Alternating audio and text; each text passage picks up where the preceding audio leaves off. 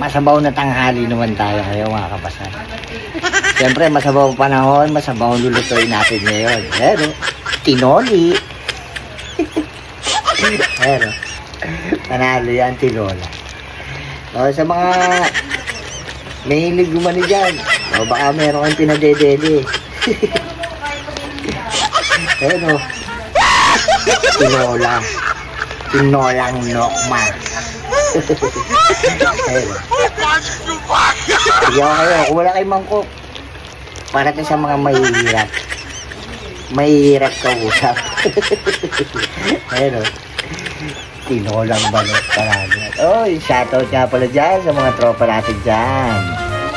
Sa mga kamag-anak ko dyan sa Bicol. Ingat kayo dyan.